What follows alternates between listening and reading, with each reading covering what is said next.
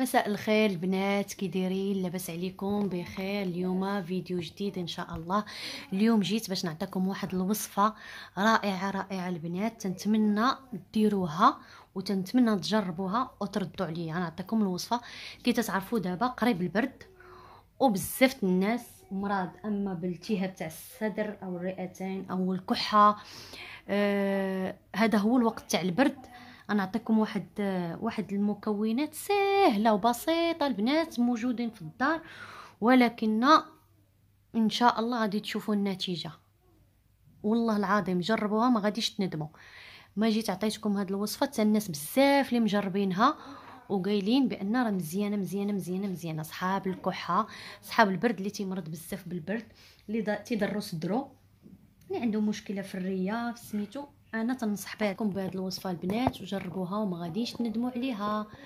اول حاجه غنعطيكم المكونات. تنبغيو الحبه السوداء،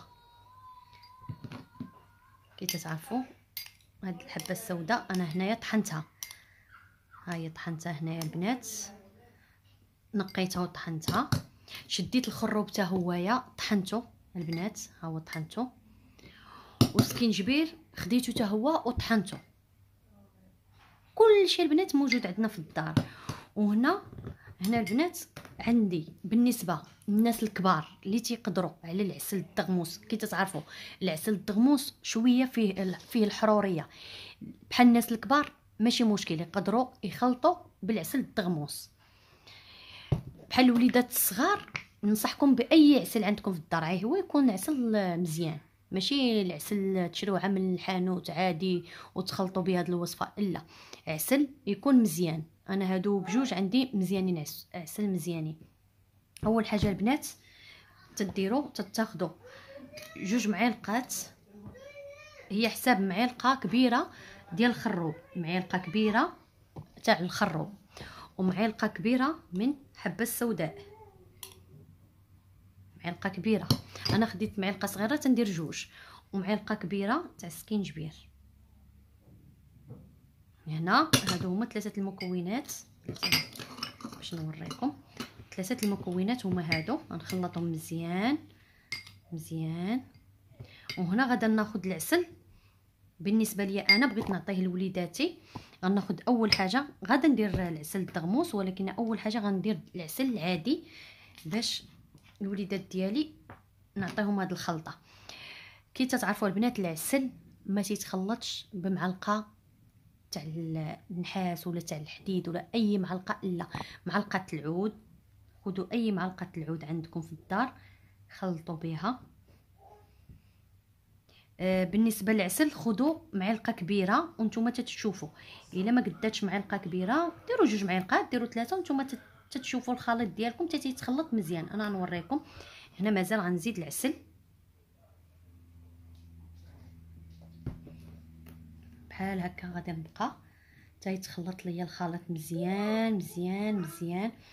وكاينه عاوتاني البنات طريقه اخرى، اللي ما بغاش ياكل هذا بعد هذا كيت على الصباح كي تفيقوا على الصباح على الريق تاخذوا معلقه وتنصحكم تشربوا معاه حليب سخون، ولا قبل ما تنعسوا تاخذوا معلقه وشربوا معاه حليب سخون.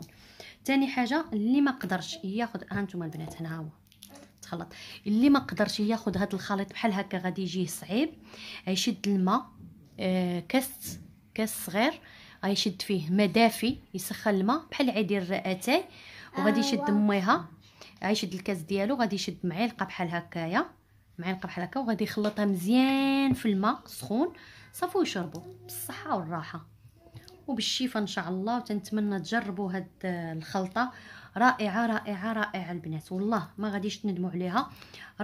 رائعه لصحاب الصدر، صحاب الكحه، صحاب الرئتين، كاع اللي عنده مشاكل في التنفس يدير هاد الخلطه.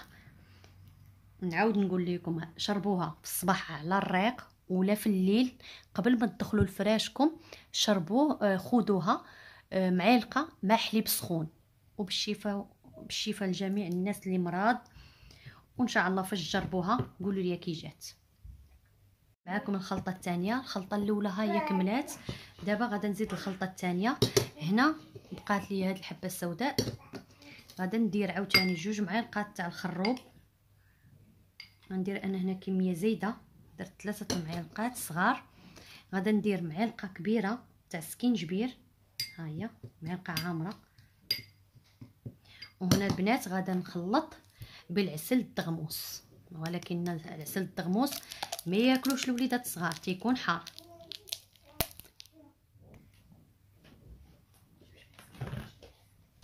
صافي البنات، هنا غادا ناخذ عاوتاني العسل الدغموس. بسم الله.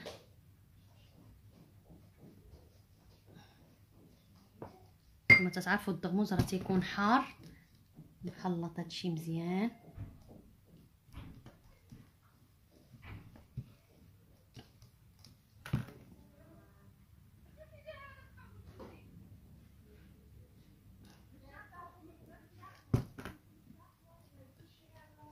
مازال ان شاء الله البنات غنعطيكم واحد الوصفه ان شاء الله باذن الله تاع هشاشه العظام، حتى هي زوينه بالتمر.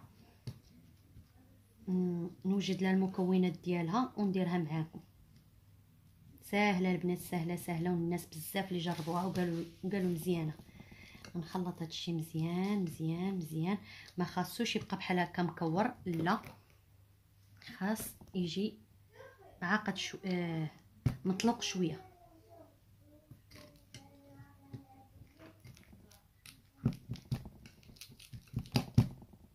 صافي هكا تنبقى البنات نخلط حتى تنلقى النتيجه اللي بغيت انايا.